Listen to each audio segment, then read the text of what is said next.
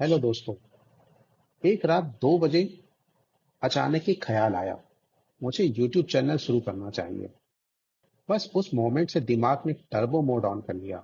कैसे शुरू करूं, किस टॉपिक पर बनाऊं, क्या क्या चीजों की जरूरत पड़ेगी, क्या लोग देखेंगे, कितना टाइम लगेगा, क्या सच में सक्सेसफुल होगा। मैं बेड पर था पर नींद गायब।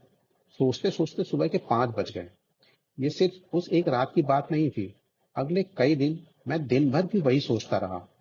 कभी लगता इस टॉपिक से शुरू करता हूँ, कभी नहीं, वो आइडिया बेहतर है, कभी लगता लोग क्या कहेंगे, और कभी शायद मैं फेल हो जाऊंगा।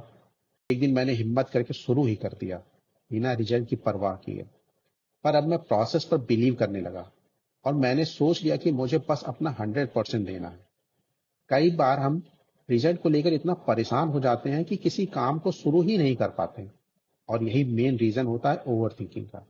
हमें ओवर थिंकिंग से अगर बचना है तो पहले उसके पीछे के रीजन को समझना होगा। दोस्तों, हम सभी ओवर थिंकिंग करते हैं। हमारे ब्रेन में मिलियंस ऑफ थॉट्स आते हैं, पर उनमें सिर्फ कुछ थॉट्स ही प्रेजेंट से जुड़े होते हैं।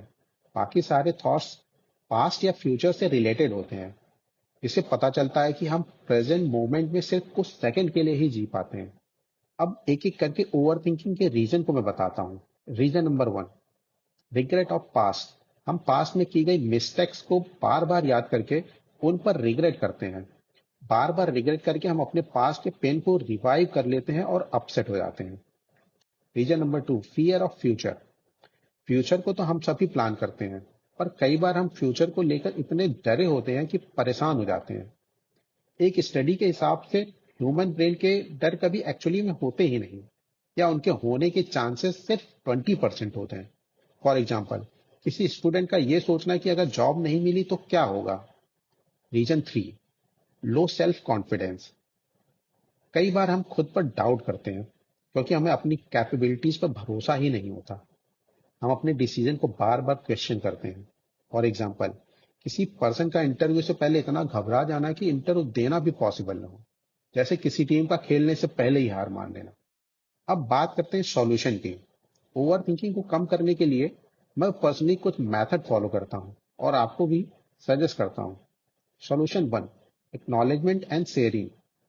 एक्नॉलेजमेंट का मतलब है अपने थॉट्स को आइडेंटिफाई करना, उन्हें एक्सेप्ट करना। अगर आप किसी बात से परेशान हैं तो अपने किसी ट्रस्टवर्दी फ्रेंड या फैमिली से बात करिए। कई बार आपको लगेगा जिस बात से आप परेशान थे, असल में वो बात इतनी बड़ी थी ही नहीं। Solution 2, mindfulness practice. हमारे ब्रेन में एक सेकेंड में इतने सारे थॉट्स आते हैं कि हम कभी प्रेजेंट में जी ही नहीं पाते हैं। माइंडफुलनेस एक प्रैक्टिस है जिसमें हम कोशिश करते हैं कि प्रेजेंट में जो काम कर रहे हैं पूरा ध्यान उसी पर हो। जैसे अगर आप खाना खा रहे हैं तो आपका पूरा ध्यान सिर्फ खाने पे होना चाहिए। Solution number 3, learning a new things. जब माइंड एक नई स्किल सीखता है उसका पूरा फोकस उसी में रहता है।